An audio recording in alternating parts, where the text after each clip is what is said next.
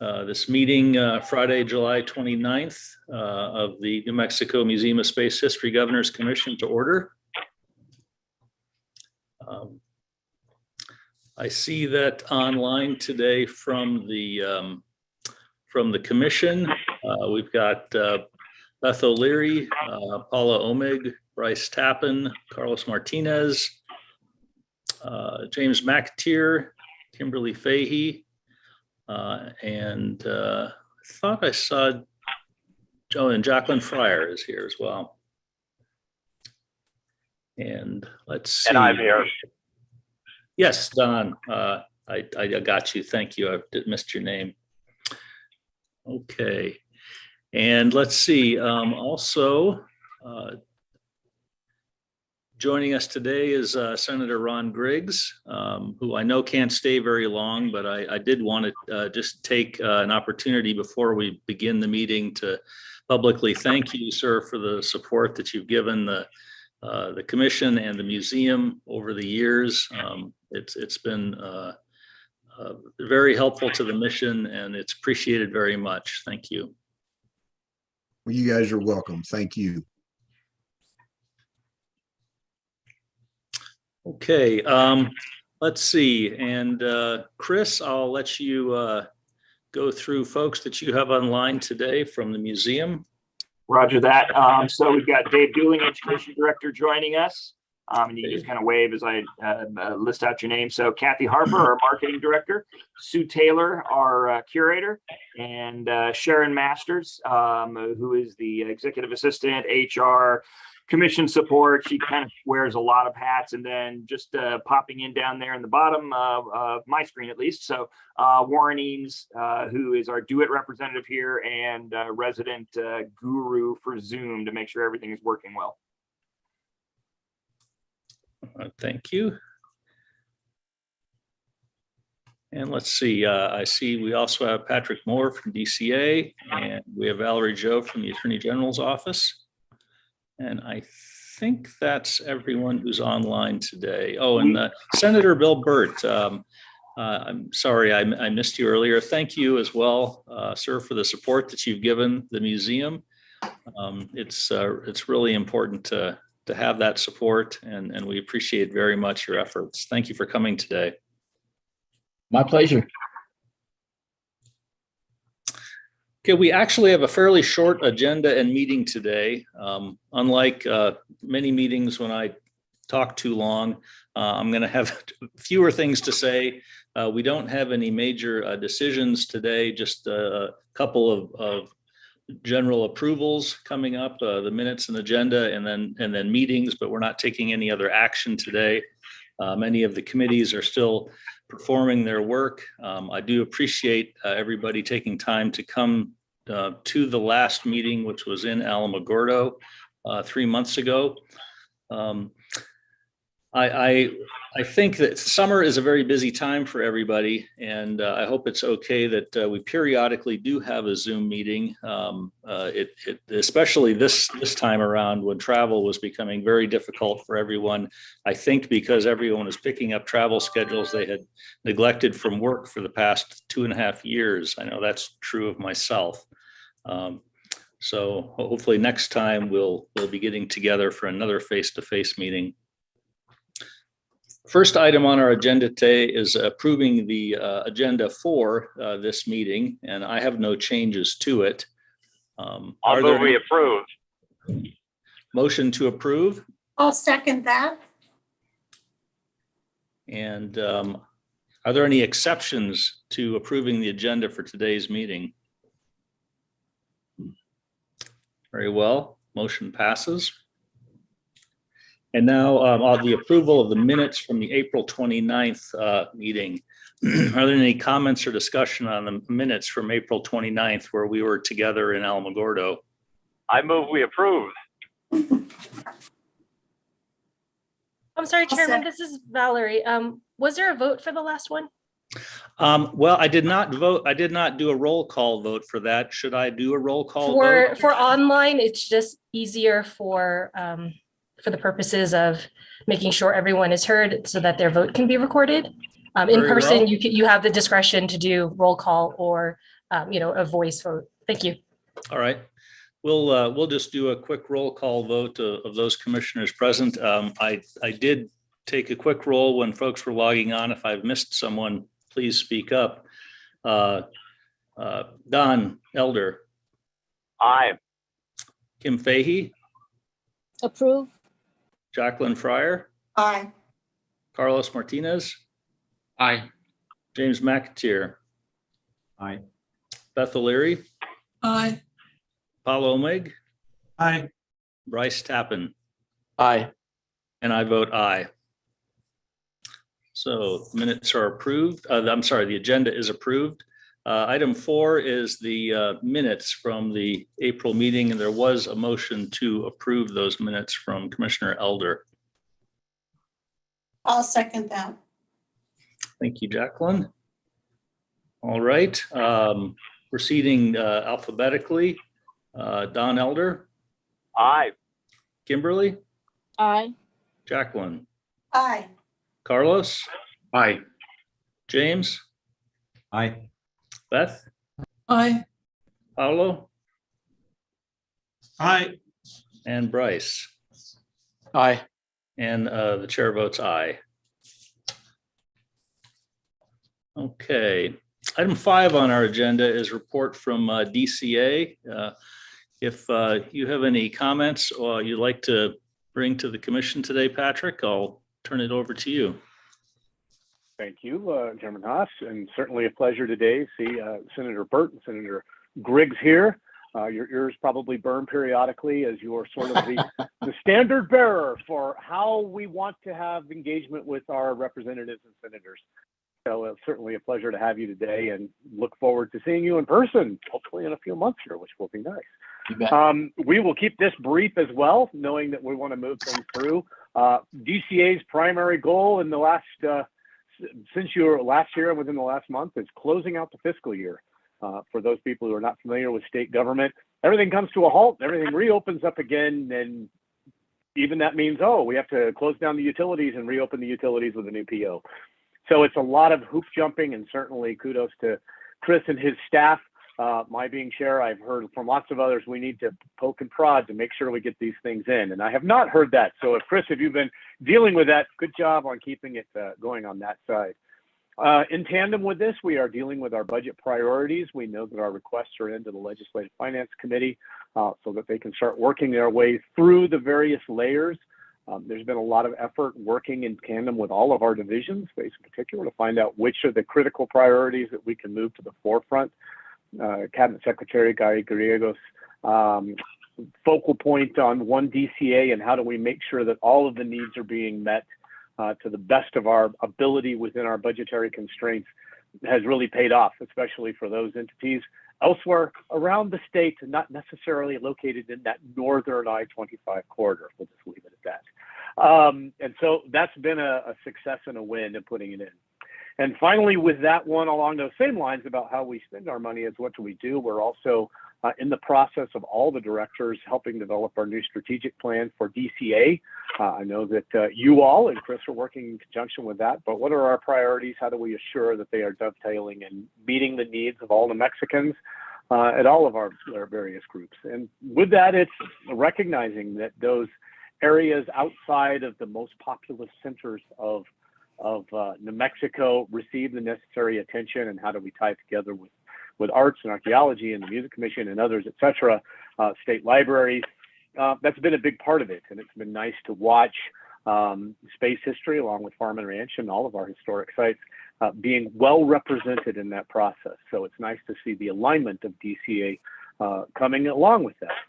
And finally, a big tip of the hat to DCA facilities, knowing that we have not allowed all of our various divisions to swim when the water rises or comes down from the mountainside, which I'm sure Chris will be talking about, and that Chris made a phone call to me, and I think it was relatively short order when we had a bit of a water trajectory and incident, which dismantled a decade's worth of landscaping efforts that he will talk about. And it was good to see that the new structure and everybody rushed in to make sure we got the heavy equipment and the things that are necessary to get that cleaned up. And so I haven't heard back on what it looks like today, but it sounds like things are definitely moving in the right direction.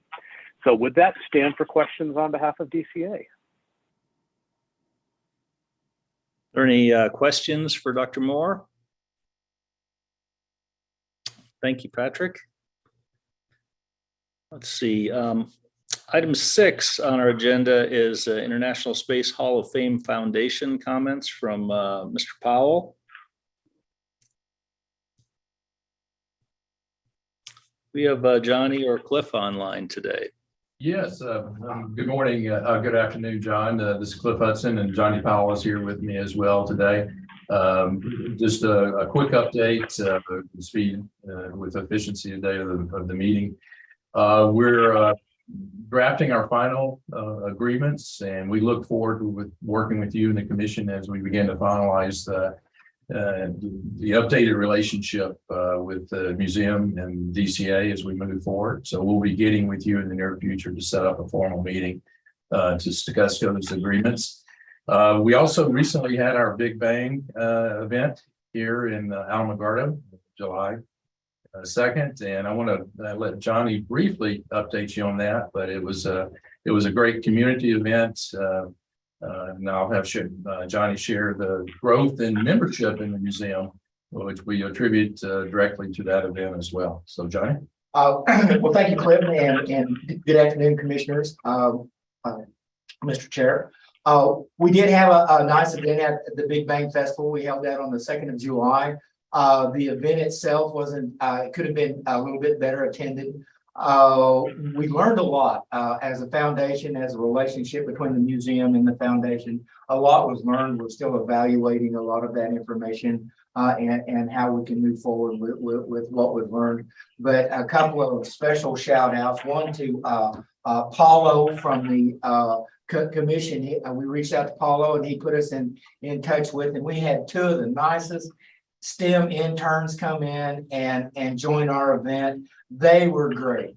They helped in our gift shop. They helped with some of the rocket building and such as that. And if that's the future that we have for the space program, we're very encouraged at what we see there. And we want to thank that Paulo for that outreach, because that resulted in those 2 students coming in and helping us with the festival. And we very much appreciate that. But the best news for it to come out of the festival and the whole promotion of the festival was the growth in our membership. Our historic membership levels have been right around 100. On July 5th, we had 211 members. And so memberships. And so we're very, very proud of that we've doubled our historic levels of membership and look forward to the outreach that brought to sending our message out to the community.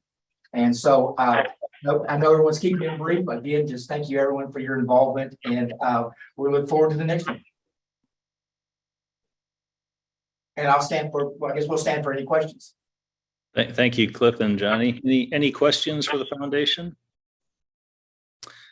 We had had a discussion at the last commission meeting, and I believe the previous one as well, about the process of agreements and the role of the commission and the various parties.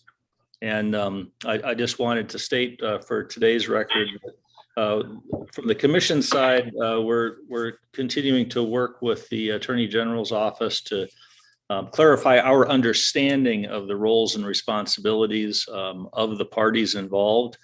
And we're going to be setting up some meetings probably for next week to go through that and clarify some of those roles and responsibilities. There's still a learning curve for me when we get into some new territory, like these agreements that Mr. Hudson and Mr. Powell are referring to. And it's important that the commission understands those roles and responsibilities. As we learn more, we'll roll that out to the rest of the commission and be able to have a more informed discussion about that, hopefully at our next meeting. Let's see. One of the things, speaking for myself, and I'll touch on this again when I sit in and report for the development committee at today's meeting, is trying to get a little bit more understanding of the flow of funds and expenditures and how that works between the museum and the foundation. So that's something that we're looking to learn just a little bit more about, and make our contributions and recommendations more useful to the various parties. So again, we'll take that on and see if we can learn more about that in the coming weeks. Okay, any questions or comments for the foundation? All right. Next on our agenda, item 7 is the division director's report. I'll turn it over to Chris. Yeah, thank you, everybody. And first, actually, I wanted to applaud the foundation for the both the July 2nd event and July 4th. And the running of it. So, with Johnny and Cliff and their team, that July 2nd event, I heard Johnny say, that the attendance wasn't quite what we wanted. I will say, for a first event, I thought the attendance was actually pretty darn good, so in this area, and they put on a absolutely marvelous event there on the 2nd, and are definitely to be applauded for that. And I think the neatest part of it is that increase in membership. And, if that trajectory keeps going, that will benefit the foundation and the museum greatly down the road. So Johnny and Cliff, thank you again for everything you did over the July 4th weekend and the event that you put on. So the second thing, similar to what Chairman Hawes said, I wanted to express appreciation on the behalf of the museum and our staff here, and kind of on the part of Department of Cultural Affairs as well, to Senator Griggs and Burt for the support this legislative session. The monies that have come in are allowing us to hire additional personnel, increase our marketing outreach and efforts. And then also continue working on some of the exhibits that might have slowed up a little bit otherwise, kind of running not just this year, but down the road as well, because the money that came in as part of the Senate Junior Bill, as you all know from my previous reports, actually is permanent and recurring in the budget. So I definitely, for Senators Burt and Griggs, wanted to say thank you. Also wanted to invite the two of you, if you had information that you wanted to pass on about the current session, upcoming session, or anything going on legislatively, I want to give you a moment right now to comment if there was anything in front of the commission here. Ron? Bill? See how well we work together? Like pass the buck. Well, I don't want to talk. You want to talk? I don't want to talk. No, actually, thanks, Chris. Ron and I have had a long-term commitment to the New Mexico Museum of Space History, and we've tried to put adequate monies into the different projects that have been requested. And I haven't seen a list or needs list so far for this coming session, but I'm sure we will do our very best to get done what we need to get done. I am excited. I'm sorry to hear about the landscaping.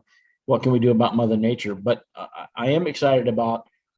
We've done all these things, restrooms and elevators and windows and roofs to get to the point where we can actually get to the displays and interactive displays and really updating those things. And that's really at this point my passion is to get to the point where we just completely renew the presentation at the Space Hall. And I'm really looking forward to that. If there's something that we can do from a standing point and working with the Cultural Affairs, we're going to do that for sure.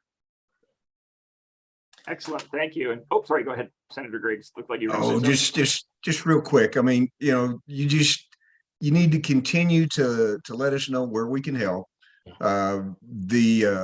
We don't know what the numbers will be and all of that stuff until, and we won't know it probably till sometime in February. So it'll give us an opportunity to do some more things for y'all. But hopefully the revenue streams there, the opportunities are there, and we'll certainly continue to work hard to help you as we can. Definitely. Thank you very much. And it's definitely going to good use right now already. This fiscal year, we're actually in the process right now of doing the first hiring coming out of that. And we've already spent a little bit of it on exhibits. So that is coming down very quickly. On the regular report, I will let you all know that I won't repeat a lot of the stuff that's in the report. On the very good news side, because I don't think Senator Burt and Senator Griggs saw the report, and a couple other people might not have as well. Our visitation has been way up, and that's a good thing. Because we still compare to 2019, which was fiscal year 2019 and fiscal year 2020. So we're using that calendar year of 2019 for comparison for all our numbers, because those were our last good numbers pre-pandemic. Also realizing that that was a phenomenal year for us because it was the 50th anniversary of Apollo 11. In fact, July was astronomical as far as our numbers. But starting up in the spring of this year, coming out of the winter, we have been up anywhere from 6% to 23% above our numbers from fiscal year 2019. Now, it looks like, based on where we are right now, that we're not going to match the July 2019 numbers, but that does not surprise me. We're going to come close to it, but we're not going to match it. So that's still good. And hopefully that continues throughout the rest of this calendar year as well. On the budget side, now that we've started the new fiscal year, our budget obviously did go up. It went up in the personnel side because there was a pay increase for the staff. It also went up in the 400s area, which is our purchasing of things and stuff, to the tune of about 4%, which is what DCA got across the board for an increase. And then it went up more than that based on the $250,000 of recurring money that came in as part of the Senate junior bill. So that was a very nice additional increase. And like I said, most of it went into the 200s, and then a good chunk also went into the 400s for us to spend on the items that I mentioned, marketing and some of the exhibits and things like that. I'm going to hold off on the bad news until the end, as far as the rocket park. On the good news on the rocket park, we do have ADA ramps installed now for the first time ever in there, so that the rocket park and now all the floors of the museum are now fully ADA accessible. That is very nice, and is the first time ever in the history of the museum. So that is a very good thing for us. And the work in the rocket park is continuing as far as the concrete work and the wall work, but we got a little bit of an issue now of repairs that are going to have to happen in concert with that. So that previous project will continue, the stuff around the Hubbard and the rock walls, but the rocket park in general is going to require a complete redo, and I'll get to that at the end. On the capital side, we had a number of projects that were funded by the Department of Cultural Affairs through statewide money that they got, statewide capital, and through also the funds that came out of the GGRT, the CAIF. I forget what it stands for. Patrick probably remembers. I forget all the time because I don't use the term very often, but it's a portion of a tax fund that we get. We got $30,000 that are for designs of new emergency exits on the rear sides of both the museum and the Tombaugh building. $150,000 for stabilization of the floors and the walls at the Museum Support Center. $100,000 for the Hubbard building for stucco repair on the Hubbard. $73,000 for additional work on the Museum Support Center. $280,000 for working on the parking lots right adjacent to the museum and the Tombaugh. And the one I'm most excited about was $375,000 to stabilize, repair some of the rocket park artifacts, specifically the Little Joe 2, which will be a very large expense for us to work on that, and then to work on repainting, rehabilitating some of the other objects that are in the rocket park. So we'll be working on that starting this year, which is very nice. We do have an issue that developed with the sewer drains off of the Tombaugh building. They are backed up, and we're working with DCA right now on funding for that project, because it will be above and beyond what I just mentioned as a emergent repair issue. We're going to have to dig up all the pipe going away from the Tombaugh building. So that's going to be a very large expense because, as you well know, digging into the ground to replace piping is never cheap here in New Mexico. I'll leave the rest of some of the good news stuff. So here's what happened. Sunday, there was a very large rainstorm that parked over Alamogordo, and specifically over the area around the museum, very much so, and the mountainsides adjacent to it. We had tremendous amounts of water flow down the mountain, as the city always does when there are significant rains. But in this situation, it was very much concentrated on the washes that were right above where the museum and the Rocket Park are. And so the arroyo that comes down to where the Rocket Park and the Little Joe 2 and the playground are, basically brought down a large amount of debris, specifically rocks, dirt, plants, etc. It eventually piled up in the arroyo there and formed a dam/diversion. And the water, which normally comes down the hillside and then flows around in back of the Rocket Park on the northern side, decided that it wanted to make a left-hand turn with the new dam/diversion in place. And it came down around the Little Joe 2 and through our Rocket Park. So basically all of the xeriscaping that has been in place for years, and a lot of the new stuff that has been put in, the sidewalks that washed away and washed down the hillside. The sidewalks got undercut. The retaining walls that are rock with concrete got undercut, and you can see they're collapsing in on themselves now. So that fortunately the artifacts are just fine. Yes, you can now look at a couple of them, and where they used to be sitting like this, now a couple of them are sitting like this, because the ground underneath them has been worn away. But all of them except for the V2 and the crawler tread from the crawler that took the Saturn V rockets out to the pad are above ground. And so the water flowed underneath them. And the V2 couldn't really get too much more damage than it already is, considering it was launched at White Sands Missile Range and recovered after launch in the middle of the desert, and has been rusting away ever since. And that's the way it's supposed to be. That's the way it's supposed to be displayed. So in any case, I'm going to try and share my screen so I can show you photos of what things look like, and I will see how this works. I have to find where, there we go. And somehow I ended up not on the right. I'm going to, okay. So I'm just going to go through the photos, how they are here. Here you can see where the V2 is. You can see the ground around it. And can everybody see this, by the way? Okay, just want to make sure.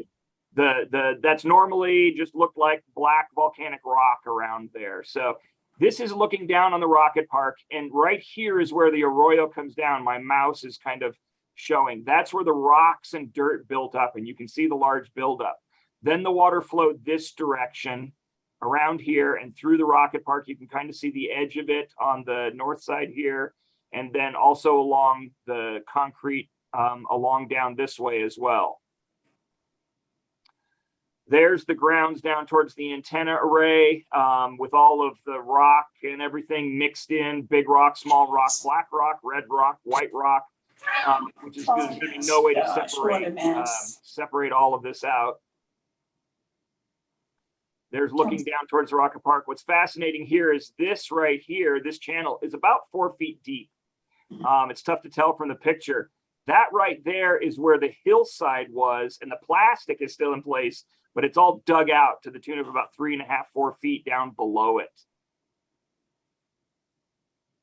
A little bit more around where one of the drones are. There's looking, you know, the concrete pad here was completely buried. We got it unburied, dug out, at least to start with. That's where our new observatory is going. There's right around the sign of the entrance. Sign that our new graphic designer, there's a good news story. This was his first sign that he created. Sadly, it was one that said, please stay on the walkways and don't go into the area that's been destroyed. Now I'm going to try and, Oh, that's good. whoops. So that kind of gives you just a little bit of an idea. I want to stop the share. A little bit a little bit of an idea of how much damage there was to the Rocket Park. The insurance claim has been submitted. And so the adjuster has already been out, took a look, took pictures. What it looks like is going to be covered is the landscaping and the xeriscaping are covered under the state policy. Strangely enough, they are one of the 6 exceptions. But later on, there's another clause that gives back landscaping as far as being covered inside the state's insurance policy. The sidewalks and concrete and asphalt are not covered. They're still trying to make a determination about the retaining walls as to whether or not those are considered landscaping or concrete. And literally 30 seconds before I logged on to this, I was continuing the email debate about whether or not they are going to pay for the rock removal inside the arroyo, so that this doesn't happen again. Because right now, if we get another rain shower over us like we did, even if it's just a moderate one, the water will come down, it will come around again, and it will go through the Rocket Park again. And so we've been trying to get permission for that. We had to get it from the Army Corps of Engineers, which we did. But it looks like the latest that was 5 minutes before the meeting was that the insurance company was balking at paying for removing the rocks inside the arroyo. And so the state is going to have to pick that up. And so we'll be figuring that out on this afternoon or Monday morning, depending on how quickly we can get a purchase order put together. Chris, yes. with respect to the cleanup of that, it wasn't exactly clear to me what the plan is for. I mean, I understand clearing out that arroyo so it drains normally, but what about changing that arroyo so that it's accommodative of future larger floods like this? What's our options there? 2 things. The Corps of Engineers so far said no changes to the arroyo. We can pull the rocks out of there, and this has to go through the Corps of Engineers. We have permission to remove the rocks that came down the hillside and planted themselves in the arroyo. And then the other part that we are getting permission from DCA to try and do is put in, if anybody's seen them, they look kind of like stone walls, but they're concrete barriers that get used on highways. And they're about 6 feet long, about 3 feet wide. They can actually stack on top of each other. Our plan is actually, and what we have had both companies that have come here to give us estimates on, is putting 4 of those into not the arroyo, but at the end of where our drains are, because where that arroyo is, we also have property drainage that comes down and then goes into a concrete gutter essentially and goes down close to where that arroyo is, and then it turns into dirt. So right at the end of where our concrete drainage is, we wanted to put those right there. Now there will be a opening, a little culvert in between, and that would potentially allow a little bit of water to come back our direction if this ever happened again, but not the flood waters. And so that's the tentative plan, and we have permission to put the concrete blocks there because we don't need the Corps of Engineers permission to do that. But we're not allowed to redirect the arroyo in any way, shape, or form. All right, thank you. Okay. And realistically, the rest of my information is in the report that was sent out to everybody. So I'm going to go ahead and open it up for questions or comments. I guess I have a question, and it's about the last line on the report that you emailed to the commission. And that's the Apollo 17 50th anniversary preparation. That's a pretty big job. What's going on with that? At the moment, nothing. So outside of just some discussions about it. So that's some of the foundation and the museum getting those agreements going. That's really a big part of us then being able to move forward with that event and all of the planning for it. All right. Okay. Well, as we learn more about those agreements and what the foundation's perspective is on that, we'll do what we can to help that along. Let's see. I guess the other comment I'll have, and this is probably a good segue into my report, is So you've heard the call for from the senators on, funding priorities. And I would put to the commission as a challenge, and for those of you doing work in the committees, to one, identify from your perspective what the needs are for the museum so that we can advocate and support those and help with justification. So I'll just challenge the commission to think about that. And I suppose that means you'll probably be getting a question from me on what your thoughts are so that we can open those up for discussion in the committees and in the public meeting. Hey, John, Don. before we leave Chris's report, as always, I'd like to compliment him and everybody on the staff. Great job and keep up the superlative efforts. Thank you, Don. On behalf of the staff, really appreciate that. Are there any other questions or comments for Chris or staff? Beth? Yeah, I have a question. Could you send some rain over here to Las Cruces?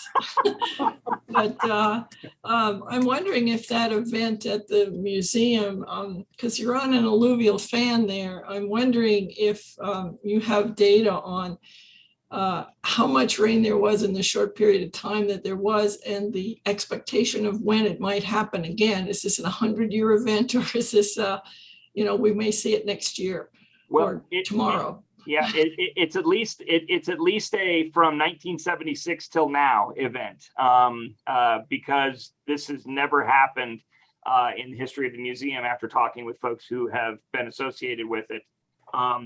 There have been other flooding issues at the museum that were completely separate. Like this, we used to have a lot of problems with the museum support center with water coming in because it's essentially down on the floodplain. And we thought that would happen with this one because the city had major amounts of water going through it. And oh, by the way, 2 days ago, we had another major rainstorm on Wednesday. And thankfully, it was, no kidding, half a mile to the north of us. And everything from about where the hospital is north to Scenic Drive, for any of you who are familiar with Alamogordo, that area flooded out tremendously. Water, debris, neighborhoods, Fairgrounds Road closing down, we've had issues with the levees here in town. So thankfully it was, that sounds wicked. So fortunately for us, I'll say it that way, it was half a mile to the north of us. If that had been over us, we might have had the same problem again.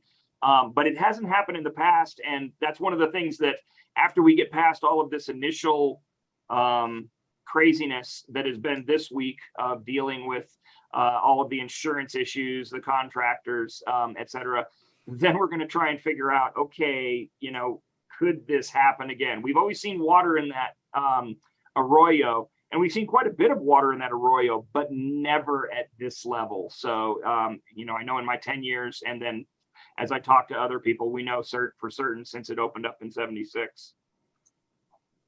Would it be important to take down that diversion dam that was naturally created? Because it seems to me in another big event, you'll get a bigger dam. Yeah. Yep.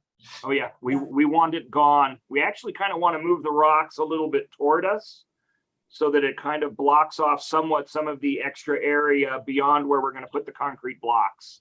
So it sounds like we kind of have a fair warning call with respect to the museum support building being in a floodplain and avoiding some potential flooding there. To me, that sounds like a warning that we should expect that to happen. We've been working on the MSC for years and putting in French drains and building up the berms around it. And with this rain, no water in the museum support center, which shocked us completely. It looks like all the work that we have been doing, and we actually completed some of it within the last 2 months for the first time ever, prevented the water from coming in. Okay. And I know that some of the shelving there has helped as well. Just thinking about the artifacts that are stored there. So, okay.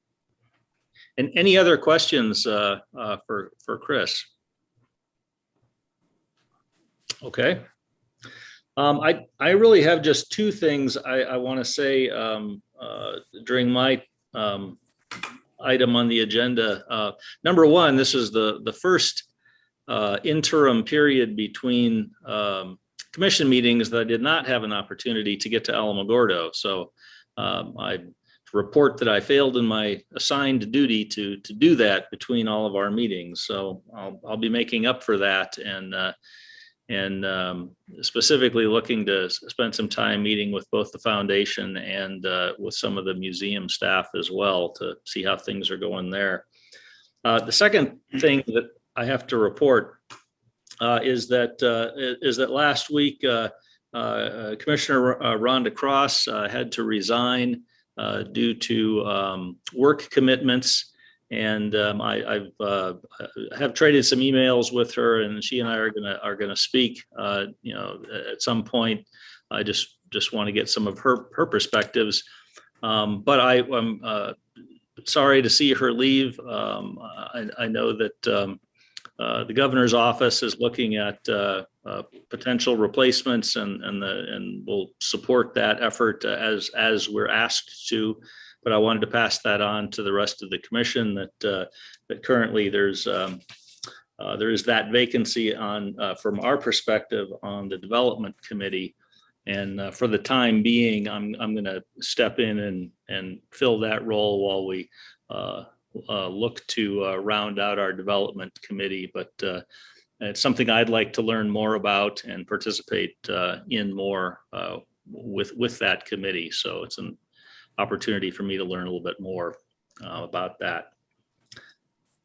Let's see, any questions for me? Okay, I have a standing agenda. Oh, go ahead, Beth. I'm sorry, you've got to talk. I can't always see you. Yeah, I just have do you want the little fake hand or a real hand? I have a question on the standing rule number 10. Unfortunately, I wasn't at the in-person meeting, and I did ask Valerie Jo for a copy of it because it concerns the collection committee, and it hasn't been sent out apparently. So I would request that gets sent out to all the commissioners.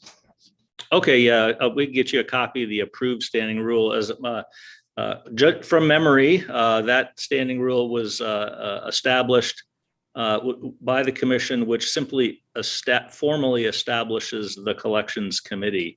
And we had we were lacking of a standing rule similar to the other rules which establish the other committees. So it simply references the public law and establishes that committee and its roles and responsibilities. But we'll get you a copy of that approved, now approved rule, Beth. Okay. Any other questions or comments? All right, moving on. Item 9 is one that I keep on the agenda. It's a point of discussion, and that is to assure that we have an opportunity to talk about any key decision points or key decision schedules which are coming up for the museum or DCA that the commission needs to be aware of or needs to take action on or contribute to. And so this is, and I'm not aware of any right now, but I don't know if there are upcoming, I guess there's the upcoming legislative session we need to be concerned about. Are there any other items on there, key decisions that are coming up? And I'll actually just ask both Chris and Patrick if they have anything that they want to ask the commission to pay specific attention to in the coming quarter. I think from my perspective, with the legislative session coming up, excuse me, mute my phone, sorry about that. As DCA is working with the museum on the priorities for budget and then also for capital requests, we'll be making sure that the commission is informed, and then if they have additional ideas, concepts, thoughts, etc., to give the feedback for that. But it's not so much a decision as it is a conversational thing that will be definitively coming up over the next 3 months. Okay. I think I can mirror that comment for Chris. We'll coordinate these out. Michaeline Corrala will be involved with it just to make sure that all the necessary information of what we're seeking and the needs that we relay those to senators and our representatives accordingly. Thank you, Patrick. Thanks, Chris. Okay. Next is another standing item, which is the subcommittee reports and discussion of museum needs. I know there's probably not a great deal to report on this item, and because of some absences, I've assigned 3 of these to myself, so I'll try to knock those out quickly. I've already given you what I know about the development committee. I'm going to plan on learning more about this and engaging with the members of that committee over the course of the next couple of weeks, and learning more about the roles and responsibilities of the foundation and these agreements. So hopefully I can become a little bit more of a useful resource along those lines. And then any way that we are asked to supporting the office of the governor as they look for someone for another commissioner if they choose to do so. With respect to the Mission Long Range Planning Committee, I did have a conversation with Dr. Churchill. They don't have anything to report this time around. I do have a standing action to speak with the secretary about meeting up with some of the other commissions for other museums throughout the state. We're planning on doing an activity sometime this fall about that, and learning a little bit more about how we can leverage some best practices from other commissions and other museums throughout the state. So that is still in work. And Kim, I know you said you probably wouldn't have anything to say this time, but I'll let you say that if that's what you have to say. We actually do have some stuff to say. So the education subcommittee was able to meet this week, and Dave Dooling from the museum was able to join us. And so we were able to get an understanding of the activities that did occur this summer. So despite not having the official summer camp that the museum usually does, they did seem to have a lot of activity, a busy summer, working with the Rio Doso School District. And I'll actually let some time at the end for maybe Dave to give, some highlights, but it seems like really good work was still managed to occur. One of the things that the education subcommittee would like to do, at the last meeting, we talked about possibly piloting an opportunity for working with the foundation on a grant on the New Mexico Space Grant Consortium, so that we can sort of extend the outreach of the museum to other areas of New Mexico. And initially at the last meeting, we did talk about maybe piloting with Highlands University. However, due to fires and flooding, we're just going to have to maybe delay that a bit. And it's still sort of something we would like to do. We just need to sort of maybe discuss that a little bit later. But when we did discuss some alternative partnerships that we may want to look into that can benefit from the grant as an underserved, an area that can utilize the museum's education team to sort of do a STEM event. And so I think right now we're looking at possibly a school library system in Las Cruces, and we do want to follow up with DCA specifically to just sort of ask about, I guess, the possibility of the process of maybe using another DCA museum as a venue. That's a way to sort of have a partnership or an event that we can look at piloting. But obviously, there's more conversations to be had. We just want to kind of look at the mechanism of it, what is possible, what is a challenge. But our first step really is to kind of work with the foundation to see, hey, is there a grant opportunity so that STEM events can be brought to underserved communities outside Alamogordo, or to direct underserved communities to the museum once they're sort of back up and running with the camps. But we are looking at possibly discussing, is it possible to have maybe camps during the winter or spring off-site, and what would that look like? So that's sort of what we discussed. Chris or Dave, if you guys want to talk about some of the good work you guys did do this summer, I'll open the floor to you. Hey, yeah, let me jump in. One of the things that we did was a couple of Space Day events at the School for the Blind and Visually Impaired.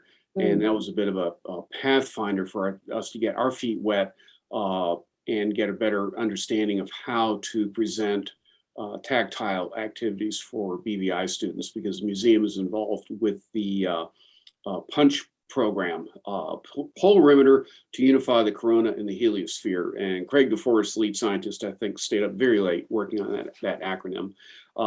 It's going to be a neat constellation of 4 satellites, each literally about the size of your desk. And there'll be some other activities going with that. So we're working with Dr. Sherilyn Morrow up in Boulder. And this is our first opportunity to present some tactiles to the kids. And the activity went pretty well. We learned quite a bit. And what we did was we told the kids that for that session, they were the teachers and we were the students, because we're trying to learn how to present the materials better for them and other BVI students. That is really great stuff, Dave and Kim. These are some good ideas, and we need to find a way to support that kind of outreach. I can tell you, at least as a representative of one constituency, which is served by those types of activities, inspiring the next generation of engineers and scientists that we want to come and work at NASA. This is where it starts, and the work you're doing is important, core, essential mission work for this museum, in my opinion. And anything we can do to support that, we'll work hard to make it happen. Thank you very much. Thank you. And let me just add one more comment that I've always viewed our mission here and earlier years past when I worked at U.S. Space Camp as broader than and in a way more important than getting the next generation of kids into STEM careers. It's getting the next generation of taxpayers and voters to understand the importance of STEM in a modern advancing society. As astronaut Gus Grissom put it, no bucks, no Buck Rogers. That's right. And I think that's, and I'm particularly pleased that Senator Burt is still here to hear that, because I know that sometimes there's a line that gets blurred between education dollars and dollars that support museums.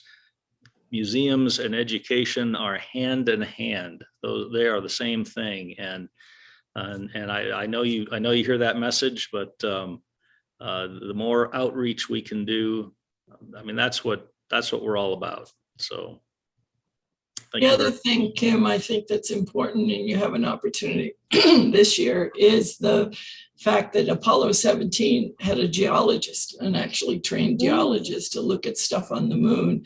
I know that the the museum has some moon rocks, and so if you could dovetail it with that, because geology is really important. And speaking with some of those engineers in the past that have worked on 17, they want to go back again and look at other stuff. So, geology rocks are really fun for kids, and it can be part of a STEM program, because they don't have any plans, I don't think, to put another geologist up there.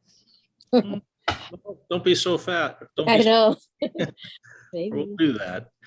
So on just a side note on that, personally, I did get a chance to get to know Jack Schmidt last month. I was chairing a meeting down at Kennedy Space Center and invited him to come and speak at this meeting, and he did. And it was really a good highlight talk. And he talked specifically about the value of scientists participating in the space program. So an interesting conversation we had. Thank you. Thank you. All right, that was the best briefing of the day. let's see. Well, with respect to the collections committee, last meeting, we provisionally approved. Well, we did approve the collections plan, and our objective, as was stated at that meeting, is to get that plan approved. So it's an operational plan. We realize that there are some changes that likely need to be made to it. We're continuing to do some benchmarking work within the committee, talking to other museums in the state system, and that collections committee will get back together this term and do some consolidation about some recommended changes, and we'll submit those along with recommendations to the museum and to the state for their consideration. Sometimes recommendations are costly, and we realize that we can't create unfunded mandates for you, but it doesn't stop us from making best practice recommendations, and we will take our prerogative to do that. Okay. I am not aware of any particular announcements, but if anyone who is present today has anything that they would like announced as part of today's commission meeting, now is the time for that. Very well. That brings us to our third and final action, which is just the confirmation of the dates of our upcoming commission meetings. I think you've all seen them. They're October 28th, January 27th, and April 28th. Just for my information and everyone else's, are those meetings particularly planned to be in any specific location? One of our meetings is often in Santa Fe, but we've not had the opportunity to do that since this commission has been together. What meeting is that traditionally? It's the January meeting, and that would be held normally up on Museum Hill in the DCA building up there that houses our Museum Resource Division and a number of other entities for the Department of Cultural Affairs. But that's where we normally have it. So. Okay. So what I would like to propose, again, this is not for voting. This is my proposal to the members of the commission and those who attend these meetings. I would like us to try to have our October meeting in Alamogordo if possible. The weather is really nice in October. It's a great time to travel. And of course, put on your calendars the expectation that we'll be traveling to Santa Fe for that final week in January. So if you can rearrange your work schedules to allow for a day or two of travel around that, please try to participate in person if you can. And then the April meeting, we will likely do, we'll consider the format for that, whether we do it in Alamogordo or a Zoom meeting as that day gets a little bit closer. John, I'll move we approve those dates. I will second that motion. All right, let's proceed with a roll call vote on our final action. Don Elder. Aye. Kim. Aye. Jacqueline. Carlos. Aye. James. Aye. Beth. Hi, can I make a comment here? I think you need after the roll call to say, is there discussion? But I can say something at the end if that's okay. That will be fine. Okay. Paulo. Aye. Bryce. Bryce still. Aye. Sorry. And I vote aye as well. So the dates are approved. Are there any discussion of any aspect of those meetings? Beth. Yeah, one thing I did notice is when I went on the website this morning, in upcoming events on the front page of the website, it didn't list this meeting. Now it may occur somewhere else in the website for the museum, but I think it needs to be on the front page, just like Joe Kittinger's, the lecture by Mike Shineberry on Joe Kittinger, who I would love to go see. Anyway, just that. No, I agree. Clear when our meetings are. And there were no events scheduled for today. Yeah, I agree, Beth. The meeting was up there. It was a bit tricky to find, but I agree. I'd like to see those on the front page next time if possible. And this is Valerie. I just wanted to ask, generally, when you have the meeting in Santa Fe, is it also at 1, 10 in the morning? What time? 1 o'clock? Okay. 1 o'clock. I just need to calendar it in. Thank you so much. Okay. So standard time, 1300. All right. Before we adjourn, are there any other items that are open for discussion? Just wanted to say, pray for us. It's starting to rain here. Yes, that's true. It started and stopped and looks dry outside now again. So there's your rain, Beth. John, this is Senator Burt. Just as a note about the January meeting in Santa Fe, I encourage everyone to not to go over DCA's head, certainly, but to develop a relationship with as many legislators and administrators as you possibly can. And I hopefully go as a collective group to see the governor. We oftentimes, DCA kind of gets put on the back burner, if you will. And many of us have tried very hard to increase budgeting as well as awareness for DCA. I don't think you can move forward if you don't know your history in DCA. Is the epitome of history in New Mexico. And I just think that we need to raise that level a little bit higher. And if there's anything I can do, if you want a tour of the Capitol, if you want to look at a meeting room in the Capitol for a brief meeting during the session or something like that, please let myself or Ron know. We're more than happy to. I'm talking for Ron because he's black right now. So I'm hoping that you will take advantage of your trip to Santa Fe to explore and better your relationship with the administration in Santa Fe. It certainly can't hurt. I think that's very wise words, and we should take those to heart.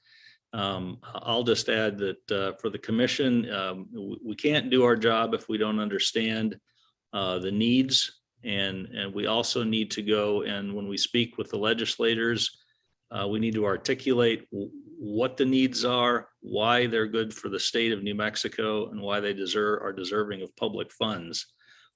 So that really is my expectation for all of us on the commission, is to be able to have well-informed, intelligent conversations about those things and help the museum grow and survive by reaching out to those legislators when we are up in Santa Fe. So please consider that an additional challenge, and we'll do our best to come prepared for those conversations. Thank you, Senator.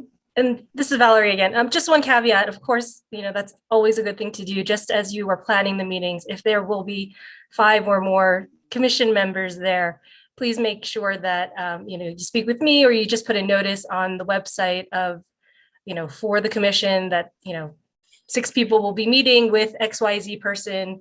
It might have to be noticed as a public meeting if there are 6 or more members. Pardon me, because there are 11 commissioners, 6 or more. 5 and under, you're good, have all the conversations you want. 6 or more is when we have to start worrying about rolling quorums and all those other lovely issues. But just thank you just an asterisk there. Thanks. No, thank you for the reminder, Valerie, and we will always be careful about that. I think it would be worthwhile planning on having a short meeting while we're up there. And that can be a public meeting and should be, and it might even be an opportunity to solicit some input from the public, which we always like to do. So we'll coordinate that with you, Valerie. Thank you. Right, and I was just thinking that if you put it out there as come to the the meeting that we're having on that day and speak with all of us, that's probably the best way for you all to make sure that it happens in an open forum in that manner. So invite all the people, but when you are planning meetings, as I said, 5 or less, unless you have to put basically it's kind of like a working session. It has to be open to the public. Thank you. If there are no further comments for the meeting, last call, then we are adjourned and this meeting is ended. Thank you very much. Wow, what a short meeting.